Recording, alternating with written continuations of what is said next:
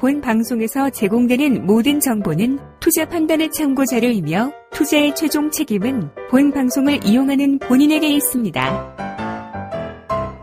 네, 반갑습니다. 오늘은 2월 4일 금요일입니다. 입춘입니다. 봄이 왔죠? 날씨는 여전히 춥지만, 그래도 결기상 봄입니다.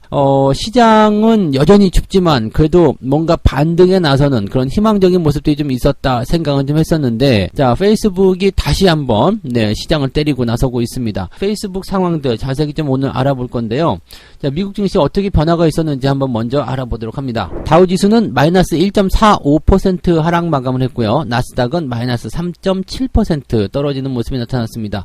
전체적으로 좀 하락 출발한 이후에 더 많이 내려서 끝났기 때문에 시장 분위기는 굉장히 안 좋았다라고 보실 수가 있겠습니다.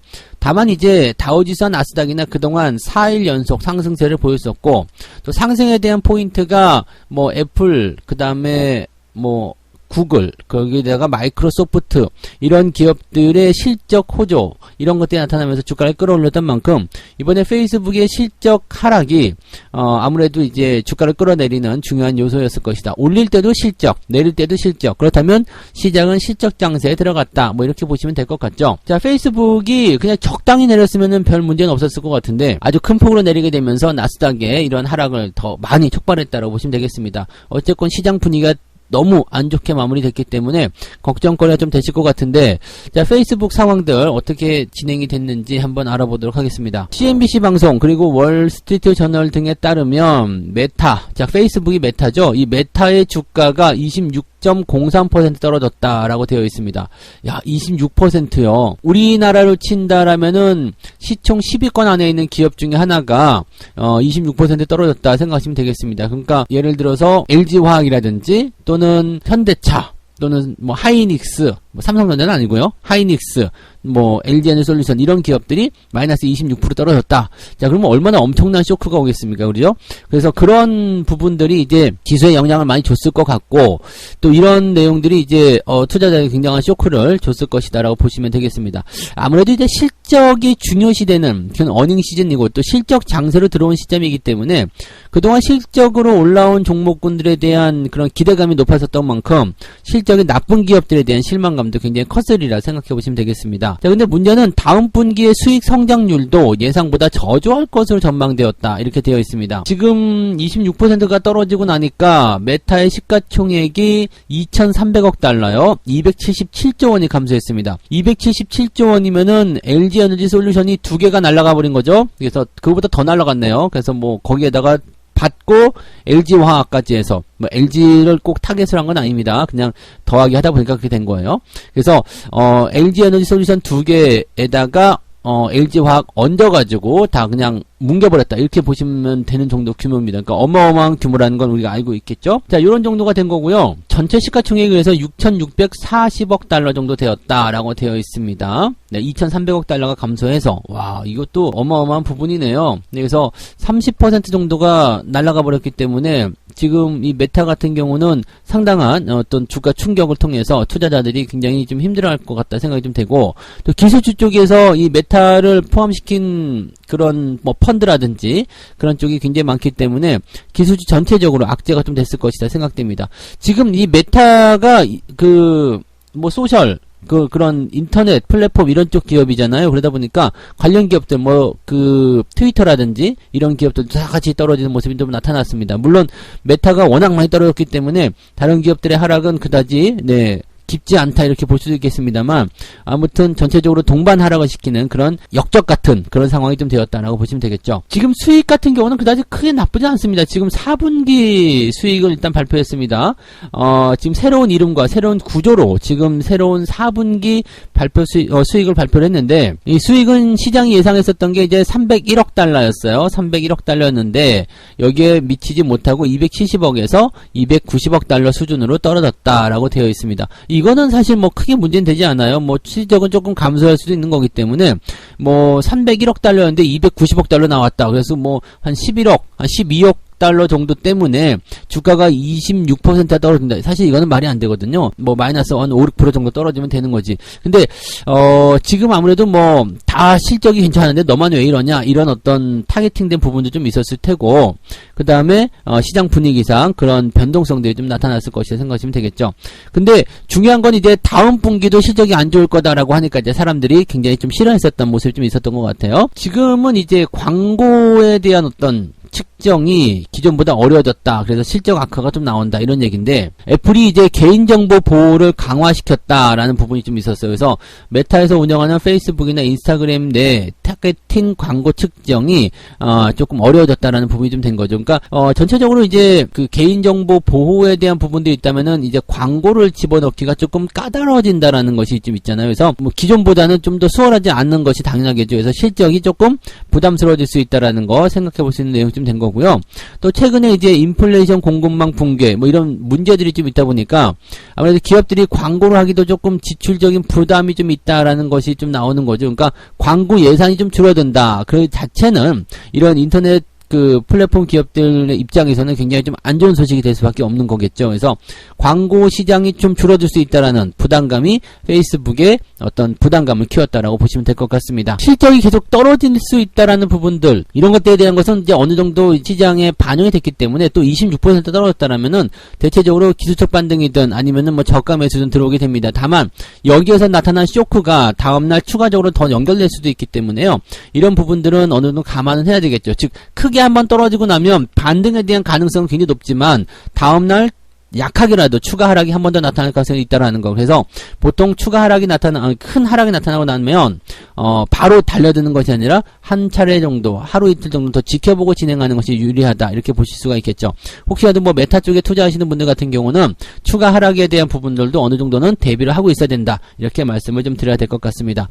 뭐 그렇다면은 미국 같은 경우 증시도 뭐 메타가 한 번 더 출렁거린다, 기술주가 출렁거린다라면 바로 이 마이너스 3.7%에서 바로 반등하는 것 보다는 살짝 주춤하는 그런 형태의 모습이 나타날 가능성도 높겠다. 물론 이제 다른 쪽에서 받아준다라면 다른 상황이 될 수도 있겠습니다만, 기술주 상황으로만 본다라면, 지금 그것을 대체할 만한 특별한 상황이 없다라면 이 낙폭을 한 방에 줄이기는 좀 어려울 것이다 라고 생각하시는 게 맞을 것 같죠? 네. 시장을 전반적으로 한번 분석을 해봐요. 이 경제지표라든지 상황들은 나쁘지 않아요. 경기 상황도 그렇게까지 나빠지지 않고 또 좋아지고 있는 상황이다, 이렇게 본다라면 지금 주가가 떨어진 이유는 페이스북, 즉 기술주의 하락, 요거밖에 없는 거거든요. 즉 실적에 대해서 실적이 좋은 기업들은 뛰어 올라가고 실적이 나쁜 기업은 떨어지고 있다. 또 그동안 뭐 약간 고평가의 어떤 부분들을 생각했었던 기업들 중에서도 실적이 좋은 것들은 고평가지만 실적이 좋다라면 이거 다시 재평가 받을 수 있어, 이런 생각이 들 수 있는 거고, 그렇지 않은 기업들 고평가인데 실적이 나빠졌어, 그러면 이것 봐라, 고평가잖아, 그러면서 주가를 던져버리게 될 수 있다는 얘기죠. 이거는 국내 증시에도 비슷하게 적용이 될 겁니다. 자, 주가가 많이 올라갔지만 더 많은 실적 증가세나 더 많은 어떤 성장세를 보여주게 된다면 주가는 더 올라갈 수도 있어요. 하지만 그런 상태에서 뭐 멈춰버린다거나 아니면은 더 이상의 어떤 성장 속도가 주가 상승을 따라오지 못한다면 주가는 떨어질 수밖에 없거든요. 지금 고평가라고 생각되는 종목들은 대부분 다 그런 쪽이라는 걸 참고하시기 바랍니다. 그래서 일단 시장 전체에 대한 어떤 포지션이 나빠진 모습으로 보여지지만 실질적으로는 종목 간의 어떤 옥석가리기가 진행되고 있는 모습이다 생각하시면 되겠습니다. 그래서 그런 내용들을 가지고 접근하신다면 시장에 조금 출렁거리더라도 크게 걱정하실 필요는 없을 것 같죠? 자, 일단은 바닥권에 대한 그 포인트들은 어느 정도 잡혀가는 모습이지만 지금 미국 시장이라든지 또 기술주들의 변동성, 또 지금 이 페이스북의 이 단기적 하락은 우리나라 뭐 카카오나 네이버에도 영향을 미칠 수 있거든요. 그러니까 그런 부분들이 또 시장을 약간 짓누르는 모습이 나타날 수 있어요. 하지만 뭐라고요? 고평가된 종목과 그렇지 않은 종목 간의 옥석 가리기가 진행될 것이다. 이 부분을 여러분들이 주목하신다면 그다지 걱정할 건 없겠는데? 라고 생각하셔도 괜찮을 거란 얘기죠. 주가가 변동하더라도 내가 가진 종목이 변동하지 않는다라면 그것으로 된 거 아니겠습니까? 그래서 지금은 그런 과정들을, 그런 상황들을 잘 참고해서 대응을 하셔야 된다는 것을 점을 꼭 명심하시기 바랍니다. 주말장이기 때문에 아무래도 또 다른 변동성도 같이 포함시켜 봐야 되겠죠. 네. 자, 두 번째 이야기 넘어가도록 합니다. 자, 저가 매수냐 현금 보유냐, 시장이 워낙 변동을 많이 보이다 보니까 이런 얘기도 나오고 있습니다.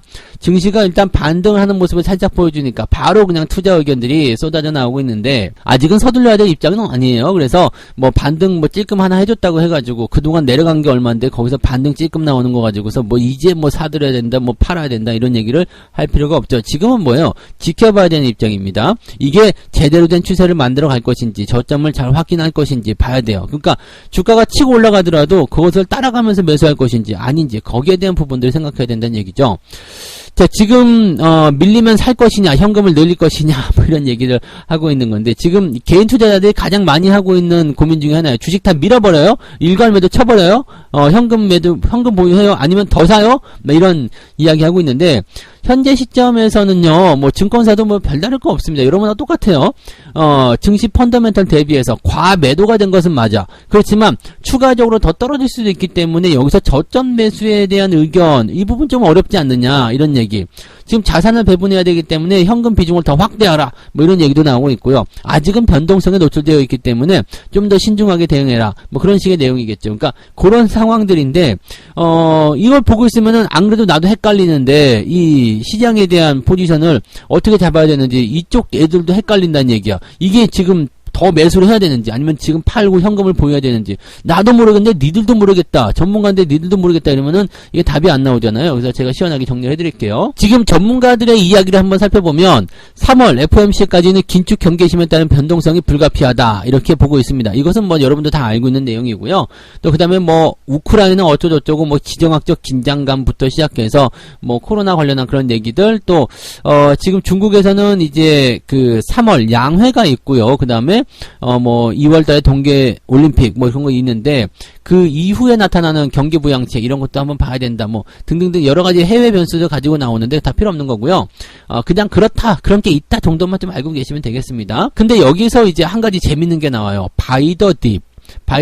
이 바이 더 딥이라는 게 뭐냐면 산다 그리고 떨어진다잖아요. 그러니까 즉 이거는 이제 떨어질 때 더 산다 이런 얘기라고 보시면 돼요. 이걸 왜 영어로 썼지? 떨어지면 더 사, 이렇게 하면 되는데, 쉽게 얘기하면요, 기업들, 이제 국내 상장사 기업들 같은 경우는 실적이 계속적으로 이제 상향 조정이 되고 실적이 좋아지고 있잖아요. 그런데 주가가 외부 변수 등을 통해 가지고 떨어지다 보니까, 자, 기업의 내용들은 좋아지는데 주가는 떨어지고 있어. 이건 뭐예요? 저평가로 가는 거잖아요. 그렇기 때문에 결과적으로는 이 종목군들이 자기 가치에 수렴하게 될 것이다. 그래서 떨어질 때마다 더 사야 한다, 이런 얘기를 하고 있는 부분이겠죠.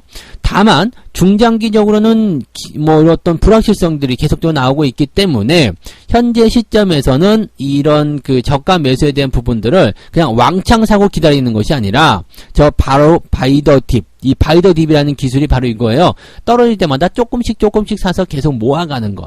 그러니까 뭐 어떤 매집이라고 하는 건가요? 내려갈 때마다 계속 사라. 어떻게 보면 물타기로 들릴 수 있겠습니다만 그거랑은 또 조금 다르죠. 물타기는 그냥 쉽게 얘기하면 이제 무분별한 그런 주가 하락시 매수라고 보신다라면, 이 바이 더 딥은 약간 계획적이에요. 그래서 내가 만약에 10년 동안 이 주식을 모아가기로 했다. 10년 후에는 이 기업이 더 좋은 상황이 만들어질 거다, 이런 생각이 든다라면 매달 그냥 나는 10주씩, 20주씩 계속 모아갈 거야, 이런 식의 느낌이라고 보시면 됩니다. 그래서 이 바이 더 딥이라는 이 기회를 잘 살려야 한다, 이런 얘기를 하고 있는 거죠. 어쨌든 주가는 다시 올라갈 거다라는 것에 기인한 그런 내용이라고 판단하시면 되는 거겠죠. 그래서 그런 부분들이 이제 진행이 되고 있다고 보시면 되겠고, 또 다른 내용으로 보게 된다면은 추가적인 하락에 대한 그런 부분이 있기 때문에 현금을 일단 가지고 있는 게 유리하지 않겠느냐라고 얘기를 하고 있습니다. 이거는 이제 개인들의 투자 성향에 따라 다르다고 보시면 될 것 같아요. 하지만 저는 조금 더 많이 이 비중을 좀 실어주고 싶은 것이, 어차피 여러분들 주식 다 팔아서 현금 갖고 있다가 매수를 하게 될 때가 올 텐데, 그때는 매수 시점을 잘 잡을 수 있겠느냐, 그 다음에 시장이 반등하는 포인트를 제대로 알 수 있겠느냐, 거기에 대한 부분이죠. 재수 없으면 지금보다 더 높은 가격에 살 수도 있는 상황이 벌어질 수 있는데, 여기서 현금 비중의 확대가 과연 맞는 것인가, 이런 부분들이 있는 거죠. 항상 이런 딜레마가 있기 때문에 주식은 항상 여러분들이 꾸준하게 투자를 해야 된다는 거, 그 부분만 잘 알고 계시면 됩니다. 그래서 지금 여러분들이 그 시장에 대한 포지션, 지금 나 주식을 이제 한 달 후에 그만둘 거야, 뭐 당장 그만둘 거야, 그러면 현금 비중을 늘려가시는 것도 나쁘지 않다고 생각해요. 하지만 주식을 나는 1년 할 거야, 뭐 10년 할 거야, 난 평생 할 거야 라고 생각한다면, 이런 바이 더 딥의 그런 과정들을 한번 생각해 볼 필요가 있다는 얘기죠. 떨어질 때마다 조금씩 모아가는 거. 그렇게 된다면 시장은 결과적으로 주가 상승을 하게 만들어주게 될 거고요. 그런 부분들은 꾸준하게 그 분할 매수, 적립식 매수를 해왔었던 투자자분들에게는 더없이 좋은 그런 어떤 수익 성과를 가져오게 될 것이다. 이렇게 판단하시면 되겠죠. 어떤 방향으로 투자를 하고 있는지 거기에 대한 부분을 생각해 보신다면 조금 더 명확한 투자 방법이 결정될 것이다 라고 말씀드릴 수 있을 것 같습니다. 자, 세 번째 이야기 넘어갈게요. 연내 상장하는 기업들의 스톡 옵션이 무려 1,400만 주나 있다. 네, 기업들이 또 먹튀할까 이제 좀 이제 논란이 되는 그런 부분 중에 하나입니다. 상장 예정 기업들의 그런 그 스톡 옵션 현황, 이제 어쩌다가 보니까 우리가 아직 상장도 안 한 기업들의 스톡 옵션까지 생각해야 되냐 이런 건데, 지금 뭐 몇몇 기업들 살펴보니까 소카가 있죠. 그 다음에 보로노이, 퓨런티어, 이지트로닉스, 뭐 스톤 브릿지 벤처스 뭐 등등 이런 기업들인데, 기업들에게 이제 발행된 스톡 옵션의 주식 수가 상당하다라는 거죠. 그래서 이 부분들이 이제 그 쏟아져 나올 것이다. 그러면은 이제 기업들이 또다시 먹튀 논란에 휘달리게 되고 상장하고 나서 또 작살나는 거 아니냐 이런 식이 나올 텐데, 이게 이제 가장 근본적인 문제는 기업들이 IPO를 하면서 너무 부풀려진다는 얘기죠. 왜냐면 이제 그 기관들 입장에서는 이 공모주 청약부터 시작해가지고 들어가서 이제 뭐 주가가 빵 뛰었을 때 팔아먹고자 하는 부분이 있기 때문에 부풀리게 하는 거 당연히 나오는 부분이잖아요. 그러니까 상장하고 나서 주식을 산 사람들만 엿먹는 상황이 벌어지는 거지, 공모에 참여하신 분들은 대체적으로 수익을 많이 보고 있는 상태잖아요. 왜냐면 부풀리게 되니까 그 상태가 된 모습이 일단 만들어지는 건데, 기업 입장에서는 주가가 뛴다라는 보장이 없으면 기업들의 어떤 수요가 들어오지 않기 때문에 이것은 또 어쩔 수 없는 부분일 수도 있다 이렇게 볼 수 있거든요. 그럼 어쨌건 간에 기업이 부풀어진 상태에서 이 스톡 옵션을 받은 사람 입장은요, 당연히 주가가 올랐을 때 팔고 싶을 거 아니에요. 그러니까 당연히 이 부분도 쏟아져 나올 수밖에 없는 상황들. 이거 어떻게 보면 당연하다라고 볼 수가 있는 거거든요. 그리고 스톡 옵션 같은 경우도 회사 입장에서는 유용한 인재를 잡아놓기 위한 하나의 어떤 방법이잖아요. 그러니까 그런 부분을 또 뭐 법제화를 어떻게 할 것인가에 대한 부분이 굉장히 이제 문제가 좀 되는 부분일 것 같아요. 지금 보면은 이제 이 스톡 옵션을 둘러싸고 최근에 이제 여러 가지 문제가 좀 나타나고 있잖아요. 그래서 스톡 옵션 같은 경우를 안 줄 수는 없고, 또 그렇다고 해서 이 사람들이 스톡 옵션을 팔아먹는 것에 대한 어떤 그 규제를 걸 수도 없잖아요. 실질적으로 뭐 스톡 옵션을 내가 너한테 주긴 줄 건데 앞으로 10년 동안 못 팔아, 이렇게 되면 누가 스톡 옵션 받으려고 하겠습니까? 그죠? 그런 부분들인데, 요거를 지금 어떤 식으로 가야 되느냐. 임직원들 입장에서는 팔고 싶을 거고, 투자자 입장에서는 팔면은 저놈들이 먹튀한다 이 생각될 거란 말이죠. 그러니까 사실 이거는 굉장히 좀 쉽지 않은 그런 내용이긴 하겠습니다. 그래서 뭐 일단은 임직원들에게 이제 스톡 옵션 주지 않는 그런 기업들도 생기기도 하고요. 뭐 여러 가지 부분이 있긴 있는데, 여기에 대해서 이제 뭔가 보완책이 필요하다 이런 거겠죠. 근데 제가 말씀드렸던 것처럼 쉽지는 않을 거예요. 이제 임직원들에게 스톡 옵션을 안 주기도 어렵고, 그렇다고 해서 또 주고 나서 니들 못 팔아 이렇게 하는 것도 어렵고, 뭐 이런 상태가 되기 때문에 그것도 뭐 법으로 이제 니들 팔면은 이거는 뭐 철컹철컹해서 잡혀갈 거야? 이렇게 하는 것도 사실은 말이 안 되는 거잖아요. 그러니까 이 카카오페이 사태처럼 직원과 투자자들을 자극하는 행위가 나오지 않도록 하는 거, 이건 뭐냐면 한 절반 정도는 팔고 절반 정도는 못 팔게 한다든지, 아니면은 뭐 이런 거 있잖아요. 기간에 그 비례하게끔 조금씩 팔게 한다든지, 한 번에 왕창 팔지 못하게 한다든지, 이런 식의 어떤 법제화가 좀 된다라면 그나마 좀 낫지 않겠느냐라고 생각이 좀 되긴 합니다. 그래서 이 스톡 옵션 제도를 죽일 수는 없어요. 이걸 다 살려야 되는 부분이고, 또 이 스톡 옵션을 받은 임직원들 입장에서는 또 팔아먹는 것에 대한 부분이 좀 있어야 되는 거고, 뭐 여러 가지 내용들이 있기 때문에 분명히 이 내용은 살리고 가야 될 겁니다. 살리고 가야 되는 내용이고, 대신에 이것을 행사하게 됐을 때 투자자들이 반발하지 않도록 할 수 있는 그런 부분들을 어떻게 해야 될 것이냐, 이런 부분이 좀 되는데, 뭐 어떤 쪽으로 가든 뭐 빛과 그림자가 존재하듯이 항상 이제 불만적인 부분들은 터져 나올 수밖에 없는 상황이겠죠. 그래서 이 부분을 지금 법제화 시켜가려고 하고 있다라고 얘기가 나오고 있는데, 과연 이제 언제쯤이나 나올런지, 네, 살아생전에 나올런지, 네, 그거는 모르는 일이겠죠. 네. 아무튼, 네, 스톡 옵션에 대한 부분들 조심하셔야 된다는 겁니다. 그래서 이제 올해 상장할 기업들에게 부여된 스톡 옵션이 무려 1,400만 주나 있다라는 거, 이 부분 꼭 참고하시기 바라고요. IPO에 참여하시는 것은 괜찮다고 생각해요. 그렇지만 상장을 한 시점에서부터 매수로 들어가는 것은 여러 가지 문제들이 있습니다. 보호 예수부터 시작해서 비롯해서 이런 스톡옵션에 대한 부분들까지 다 있기 때문에 상장한 시점부터는 매매를 하지 않는 것이, 즉 매수를 하지 않는 것이 유리하지 않을까라고 생각되고, IPO 같은 경우는 상황 보고요, 기업이 좀 대박을 칠 것 같다든지 뭐 추가 상승이 나타날 것 같다 그러면은 한 번씩 참여하시는 것은 뭐 그다지 저는 반대하지 않는 입장이라고 생각하시면 될 것 같습니다. 네. 자, 오늘 입춘이니까요, 대기하시기 바라고요. 네. 주말장이니까 또 변수가 있겠죠. 아침에 떨어져서 시작한다면 오후에 올려줄 수도 있습니다. 그러니까 그 부분 기대하시면서 대응하시면 좋겠네요. 자, 오늘 여기까지 이야기하고요. 저는 장중시황에서 다시 오도록 하겠습니다. 고맙습니다.